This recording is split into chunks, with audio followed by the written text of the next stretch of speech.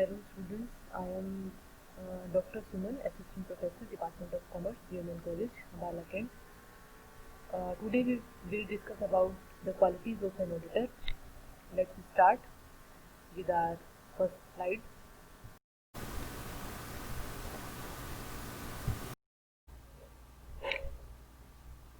Students, professional qualities एक auditor के अंदर क्या क्या होनी चाहिए वो हम करेंगे.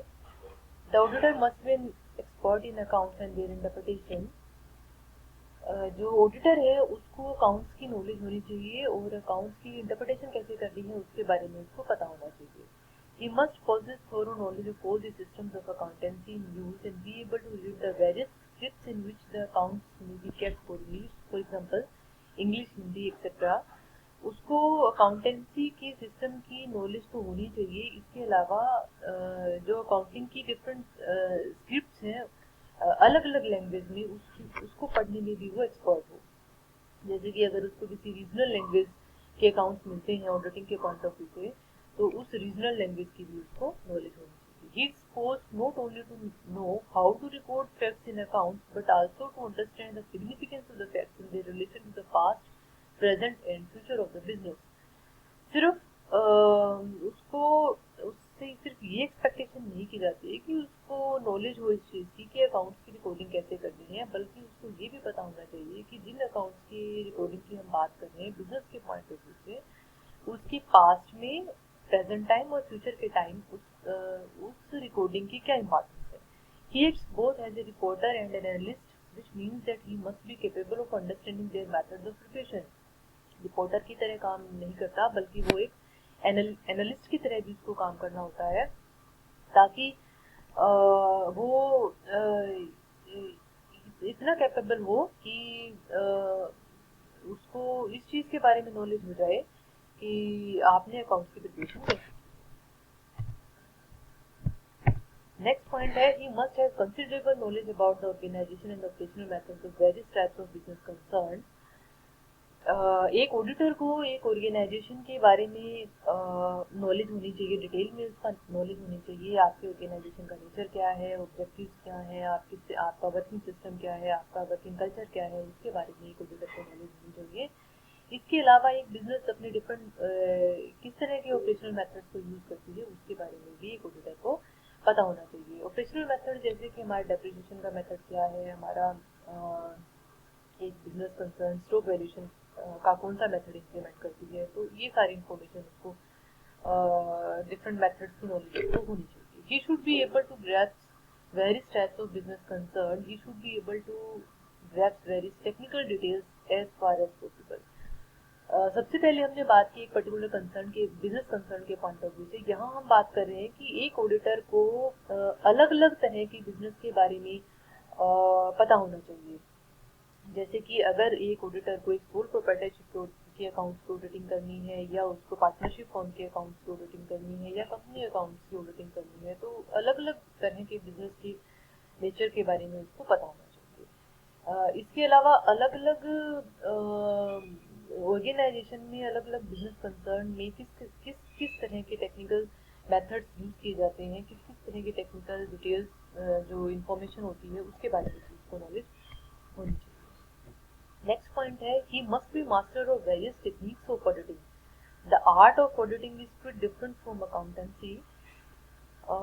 ऑडिटिंग की डिफरेंट टेक्निक्स के बारे में उसको पता होना चाहिए. जब भी हम ऑडिटिंग की बात हम करते हैं हमने मीनिंग में भी हमने किया था कि जो ऑडिटिंग है उसमें ऑर्गेनाइजेशन का जो इंटरनल स्टाफ है वो ऑडिटर की सिर्फ हेल्प करता है, लेकिन जो ऑडिटर है ऑडिटिंग के काम के पॉइंट ऑफ व्यू से जो जिसका रिकॉर्डिंग का काम है या अकाउंट्स की ऑडिटिंग की हम बात करते हैं तो वहाँ पर सारा काम वो खुद करता है, किसी भी इंटरनल स्टाफ की हेल्प नहीं ले सकता. तो डिफरेंट मेथड्स को यूज करता है ऑडिटिंग के पॉइंट ऑफ व्यू से. उन सारे मेथड्स की उसको नॉलेज होनी चाहिए.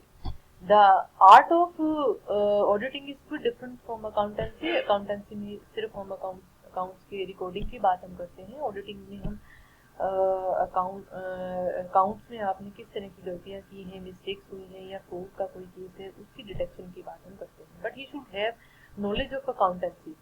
ऑडिटिंग का काम करने वाले ऑडिटर को अकाउंटेंसी की डिटेल में नॉलेज होनी चाहिए। इसके अलावा हम बुक कीपिंग की भी बात करेंगे, हम बैलेंस शीट्स की बात करेंगे, हम ट्रायल बैलेंस की बात करेंगे, सारी नॉलेज उसको होनी चाहिए। He must not think that if the trial balance agrees and the balance sheet agrees, everything else is all right. He must understand that mere agreement of trial balance may show only arithmetical accuracy. यहाँ पर ये कहना चाह रहा है कि अगर आपका ट्रायल बैलेंस ठीक है, आपकी बैलेंस शीट ठीक है, किसी भी तरह की कोई गलती नहीं आपको लग रही और सारे बैलेंसेस एक दूसरे से मैच कर रहे हैं, तो इसका मतलब ये नहीं है कि आपके अकाउंट में ऑडिटिंग की ज़रूरत नहीं है। आपकी ट्रायल बैलेंस ठीक है, आपके बैलेंस शीट ठीक है, आपके बैलेंसेस मैच कर रहे हैं, तो इसका मतलब ये है कि आपकी किसी भी तरह की कोई अर्थमेटिकल मिस्टेक नहीं है। लेकिन ऑडिटर की रिस्पॉन्सिबिलिटी बनती है कि वो अर्थमेटिकल मिस्टेक्स भी देखता है, इसके अलावा किसी तरह की कोई गलती या जो ट्रायल बैलेंस की हेल्प से आप नहीं देख सकते, बैलेंस शीट की हेल्प से आप उसको नहीं देख सकते, उस गलती का डिटेक्शन करना उसकी रिस्पॉन्सिबिलिटी बनती है। At the His duty is not to check arithmetical accuracy alone. At the same time, he must avoid thinking and talking as a bookkeeper. He must overcome the limitations imposed by the restricted viewpoints of the bookkeeper. He must keep himself in touch with the advancements in the techniques of auditing. हमने भी बात की कि auditor की duty सिर्फ ये नहीं बनती कि वो आपके अकाउंट्स की अर्थमेटिकल मिस्टेक्स की को देखे, उसकी जांच करे, बल्कि वो एक बुककीपर का भी काम करता है और इसके अलावा जो भी लिमिटेशंस उसके ऊपर लगी हैं, बुककीपर के ऊपर लगी होती हैं, वो लिमिटेशंस एक ऑडिटर के ऊपर नहीं लगी होती। तो जो गलतियां बुककीपर से हुई हैं या करवाई गई हैं, उसको फाइंड आउट करने के लिए ऑडिटर को अपॉइंट किया जाता है। तो ये सारी डिटेक्शन करने के पॉइंट ऑफ व्यू से ऑडिटर को ऑडिटिंग की डिफरेंट टेक्निक्स की नॉलेज को होनी चाहिए।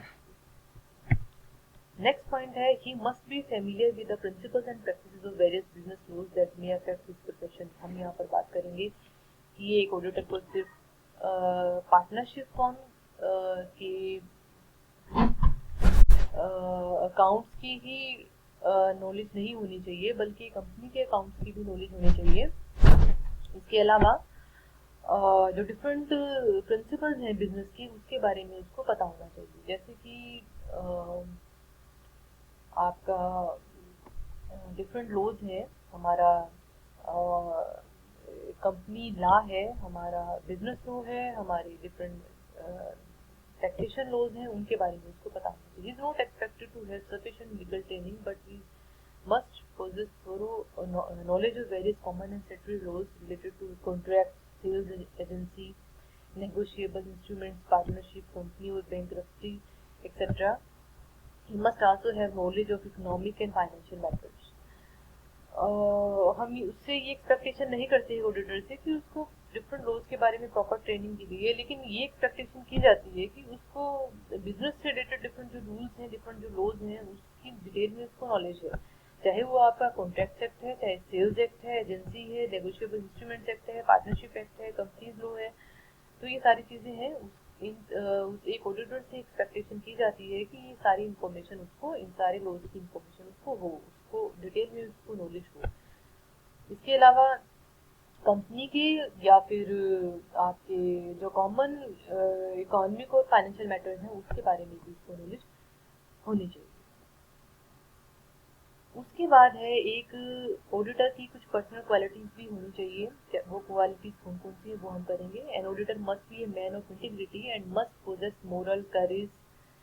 He must be man of affairs capable of solving intricate problems patiently. ये एक्सपेक्टेशन किया जाता है ऑडिटर से कि एक ऑडिटर अपनी मॉरल रिस्पॉन्सिबिलिटी को समझे और उसके अंदर इतना करेज होना चाहिए कि वो अगर किसी इमोरल एक्ट के बारे में उसको पता चलता है एक ऑर्गेनाइजेशन में, एक बिजनेस कंसर्न में, तो उसका डिटेक्शन वो करे, उसको बताने की हिम्मत उसके अंदर होनी चाहिए। उससे एक्सपेक्टेशन की जाती है कि वो कम्प्लेक्स सिचुएशंस को भी, कम्प्लेक्स प्रॉब्लम्स को का भी वो पेशेंट्स के साथ सॉल्यूशन करे। His duty is not to his client alone but the public and other parties also। जैसे कि हमें पता है कि ऑडिटर की अपॉइंटमेंट कंपनी करती है, ऑडिटिंग के काम के बदले में उसको फीस दी जाती है, लेकिन उसकी रिस्पॉन्सिबिलिटी सिर्फ और सिर्फ उसके क्लाइंट के बारे में ही नहीं बनती, बल्कि पब्लिक के बारे में भी बनती है, डिफरेंट पार्टीज के बारे में भी बनती है। क्योंकि मेन इशू है आपका कि जिन अकाउंट्स की ऑडिटिंग की जाती है उन अकाउंट्स को पब्लिक में भी रिप्रेजेंट किया जाता है, चाहे वो शेयर इशू के पॉइंट ऑफ व्यू से या अदर डिफरेंट अदर इश्यूज के पॉइंट ऑफ व्यू से। तो पब्लिक जब आपके ऑडिटेड अकाउंट्स को देखती है तो ये माना जाता है कि इन अकाउंट्स में किसी भी तरह की कोई गलती नहीं है और किसी भी तरह का कोई फ्रॉड नहीं है, तभी वो आपकी फाइनेंशियल पोजीशन के ऊपर विश्वास करके आपकी कंपनी के शेयर को परचेज करते हैं या आपकी कंपनी के ऊपर विश्वास करते हैं। He must carry on his duties faithfully without being led or influenced by others। एक ऑडिटर को अपनी जो ड्यूटी है बिना किसी सेकंड पार्टी के, बिना किसी आउटसाइड पार्टी के इन्फ्लुएंस के उसको अपना काम करना चाहिए, किसी भी तरह का कोई प्रेशर फील नहीं करना चाहिए। In the course of auditor he may find himself in a position when his own interests clash with those of his clients। In such circumstances, he must try to be absolutely impartial, unbiased, and independent in making decisions regarding the client's affairs, which may or may not be in accordance with his wishes। जब जहाँ पर उसको लगता है auditor को कि different parties के जो इंटरेस्ट हैं वो आपस में क्लैश कर रही हैं, जैसे कि दो पार्टीज हैं, आपका क्लाइंट है और पब्लिक है, तो इस सिचुएशन में उसको एक अनबायस्ड और एक इम्पार्शियल होकर डिसीजन लेना चाहिए, इंडिपेंडेंट होकर डिसीजन लेना चाहिए, करेक्ट डिसीजन लेना चाहिए। किसी भी तरह का प्रेशर उसको फील नहीं करना चाहिए, जो अकॉर्डिंग टू रूल्स अपनी मोरल ड्यूटीज को समझ के, अपनी रिस्पॉन्सिबिलिटीज को समझ के उसको इंडिपेंडेंट होकर डिसीजन लेना चाहिए। तो यहाँ पर जो बात आती है वो यही है कि एक ऑडिटर को अपनी मोरल रिस्पॉन्सिबिलिटी को समझना चाहिए, और दूसरा इम्पॉर्टेंट इशू ये है कि उसको अपना किसी भी सिचुएशन में अनबायस्ड, इम्पार्शियल और इंडिपेंडेंट होकर डिसीजन लेने चाहिए। उसके बाद नेक्स्ट पॉइंट है, he must never adopt an attitude of suspicion, nor should he go about his work with an air of superiority। He should give full weight to opinions of the client's staff। He must try to develop a spirit of mutual trust and goodwill between himself and the members of his client's staff। He should instruct his own staff to create a cordial atmosphere। However, friendliness should not be carried to the point of familiarity as it might involve loss of independence। यहाँ पर एक auditor से ये expectation की जाती है कि जब भी वो अपना काम कर रहा है तो उसको ये शो नहीं करना चाहिए ऑर्गेनाइजेशन में कि वो ज़्यादा सुपीरियर है ऑर्गेनाइजेशन के दूसरे एम्प्लॉयज़ के कंपैरिजन में।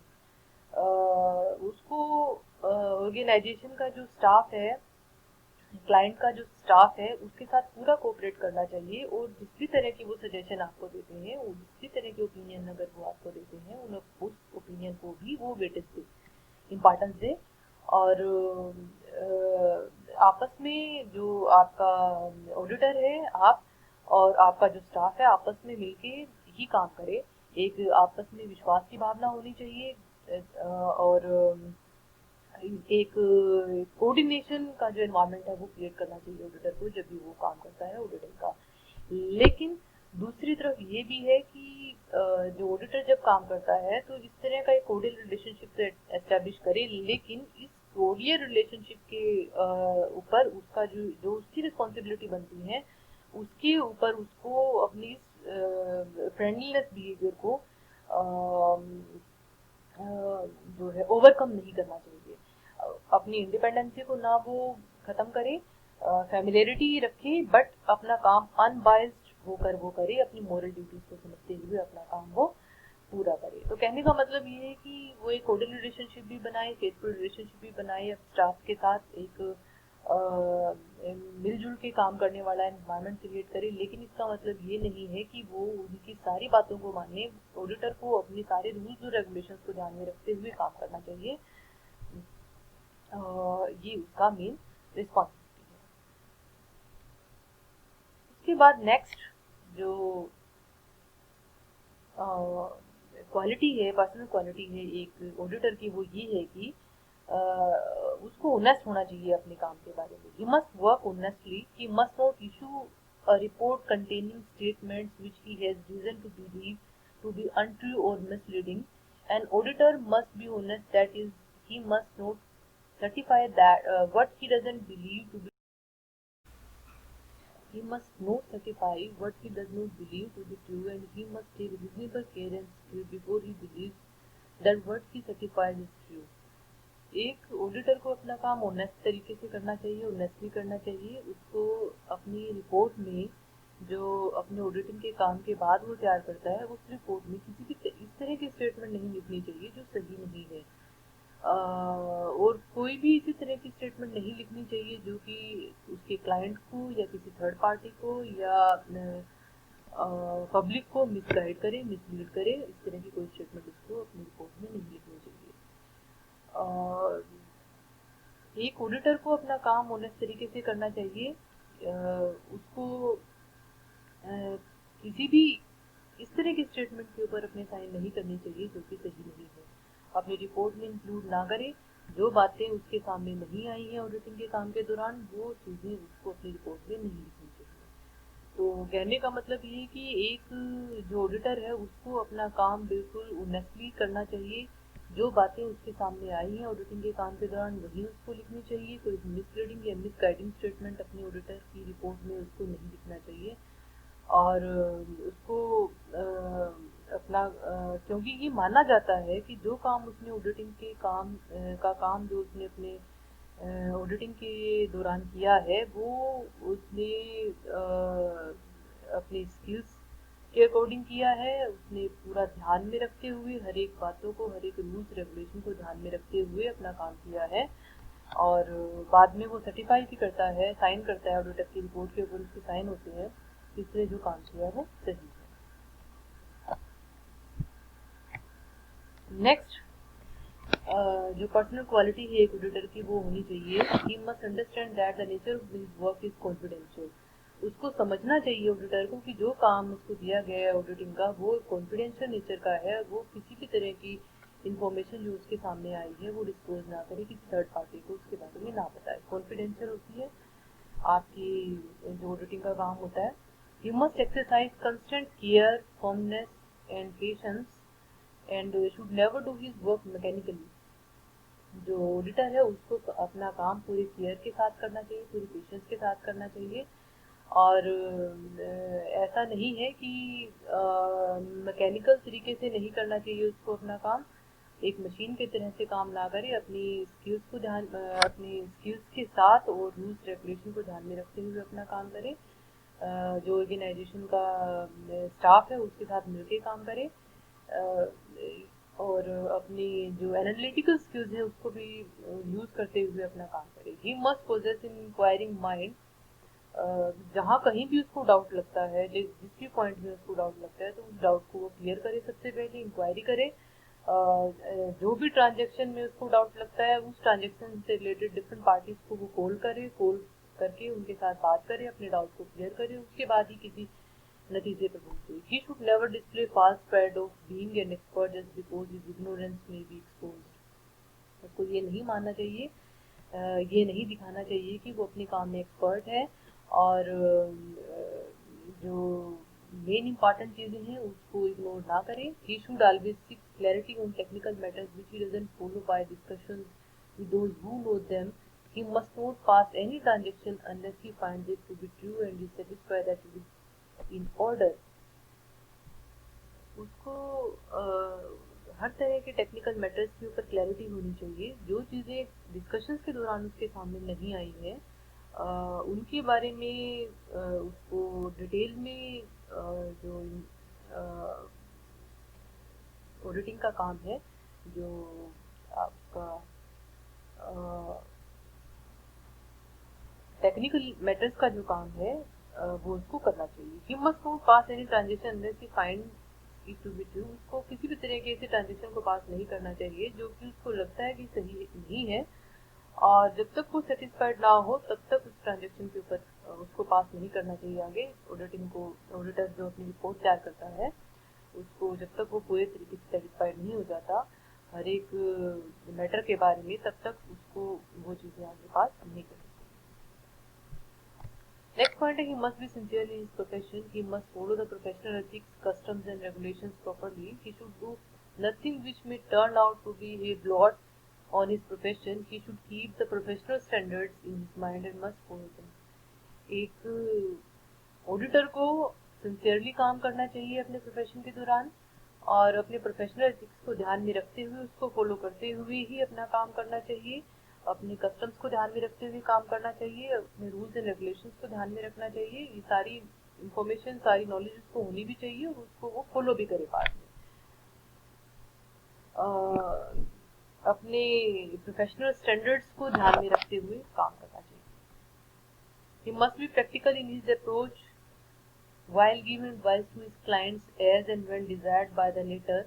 अभी हमने बात की थी इससे पहले कि एक ऑडिटर को अपने टेक्निकल मैटर्स के बारे में नॉलेज होनी चाहिए, उसको फॉलो करना चाहिए, अपने प्रोफेशनल एथिक्स के बारे में उसको पता होना चाहिए और उसको फॉलो भी करें। यहाँ पर बात आती है कि सिर्फ टेक्निकली ही नहीं, उसको प्रैक्टिकली भी काम करना चाहिए। प्रैक्टिकल अप्रोच उसको यूज़ करनी चाहिए जब वो अपने क्लाइंट्स को किसी भी तरह की एडवाइस देता है। वैसे हमने ऑब्जेक्टिव्स में बात की थी कि एक ऑडिटर की रिस्पॉन्सिबिलिटी नहीं बनती जब वो अपनी एक ऑडिटर रिपोर्ट सबमिट कर देता है उसके बाद किसी भी तरह की एडवाइस देने की। लेकिन अगर एक ऑर्गेनाइजेशन का ओनर उससे मांगता है एडवाइस तो उसकी वो एडवाइस दे सकता है। तो जब भी एक ऑडिटर अपने ऑडिटिंग के काम कंप्लीट होने के बाद या फिर उसके बाद में किसी भी तरह की कोई एडवाइस क्लाइंट को देता है तो प्रैक्टिकल अप्रोच यूज करनी चाहिए उसको जब भी वो कोई एडवाइस देता है। He must appreciate the practical needs and circumstances of the business. He should give such advice as may fit in the particular situation. एक बिजनेस की प्रैक्टिकल नीड्स को ध्यान में रखते हुए, बिजनेस की सर्कमस्टांसेस, उसकी कंडीशंस को ध्यान में रखते हुए ही उसको अपनी एडवाइस देनी चाहिए। जो एक क्योंकि अब जो ऑडिटिंग का काम है वो किसी पर्टिकुलर पर्पस को ध्यान में रखते हुए करवाया जाता है। तो जो ओनर है उस पर्टिकुलर सिचुएशन, एक पर्टिकुलर सिचुएशन को फेस कर रहा होता है और उस सिचुएशन के रिलेशन में अगर किसी भी तरह की कोई एडवाइस आपसे मांगता है तो एक ऑडिटर को प्रैक्टिकल एस्पेक्ट्स को ध्यान में रखते हुए, उस पर्टिकुलर सिचुएशन को ध्यान में रखते हुए ही एडवाइस देनी चाहिए। While going through, he may ignore such concepts which may be theoretically correct but may not be suitable in the particular circumstances. It is to be noted that it is not a part of his duty to give advice, but if his advice is sought, we should willingly give it without insisting that it must be implemented. ये बात हमने पहले भी की थी कि उसकी duty नहीं बनती एक ऑडिटर की कि वो कोई एडवाइस दे बिजनेस कंसर्न को या उसके ओनर को, लेकिन अगर ओनर मांगता है तो और ऑडिटर को किसी भी तरह कोई इतराज़ नहीं है तो वो अपनी एडवाइस दे सकता है। लेकिन उसको एडवाइस देते टाइम ये ध्यान रखना चाहिए सिर्फ थ्योरेटिकल कंसेप्ट को ध्यान में ना रखे बल्कि प्रैक्टिकल एस्पेक्ट्स को भी ध्यान में रखे और जो भी वो एडवाइस देता है वो एडवाइस प्रैक्टिकली इम्प्लीमेंट भी होनी चाहिए। नेक्स्ट पॉइंट है he must possess sound common sense. The auditor should have a full share of that most valuable commodity common sense. एक ऑडिटर को कॉमन सेंस होनी चाहिए, साउंड कॉमन सेंस होनी चाहिए जब भी वो अपना काम करता है ऑडिटिंग का। The auditor should have a full share of that most valuable commodity common sense. A thorough training in all the branches of theory may be of little use to him when he will be called upon to apply his common sense. Thus, he must be able to discriminate between the essentials and non-essentials. जिन चीज़ों की ज़रूरत नहीं है और जो जिन चीज़ों की ज़रूरत है उनके बीच में वो डिफरेंशिएट कर सके, डिस्क्रिमिनेट कर सके, ये एबिलिटी उसके अंदर होनी चाहिए। तो एक ऑडिटर जब भी अपना ऑडिटिंग का काम करता है तो वहाँ पर उसको अपनी कॉमन सेंस को यूज़ करना चाहिए। इसके अलावा कुछ और भी जो क्वालिटीज़ हैं एक ऑडिटर की, वो ये है कि एक ऑडिटर को एक बिजनेस कंसर्न के पॉइंट ऑफ व्यू से या अपने ऑडिटिंग के काम के पॉइंट ऑफ व्यू से जो भी रिसेंट डेवलपमेंट्स हुई हैं मार्केट में या लॉज में, रूल्स एंड रेगुलेशंस में, बिजनेस बिजनेस में, तो उन सारे लेटेस्ट डेवलपमेंट्स की नॉलेज उसको होनी चाहिए। एक ऑर्गेनाइजेशनल का इकोनॉमिक एनवायरनमेंट, उसके फाइनेंशियल मैटर्स के बारे में, जो चेंज हुआ है सिस्टम उसके बारे में उसको पता होना चाहिए। और अगर रूल्स में किसी भी तरह की कोई चेंजेस आए हैं उसके बारे में उसको पता होना चाहिए। जैसे कि अगर मान लो किसी पार्टनरशिप फर्म का वो ऑडिटिंग का काम कर रहा है, तो पार्टनरशिप एक्ट में अगर किसी तरह का कोई चेंजेस आया है तो उसके बारे में उसको नॉलेज होना चाहिए। इसके अलावा दूसरा एग्जांपल हम कंपनीज एक्ट का हम ले सकते हैं। कंपनीज एक्ट में चेंजेस हुए हैं और जो भी चेंजेस होते हैं तो उसके बारे में उसको नॉलेज होना चाहिए, क्योंकि वही रूल्स और रेगुलेशंस उसके ऑडिटिंग के काम में आगे इम्प्लीमेंट होते हैं।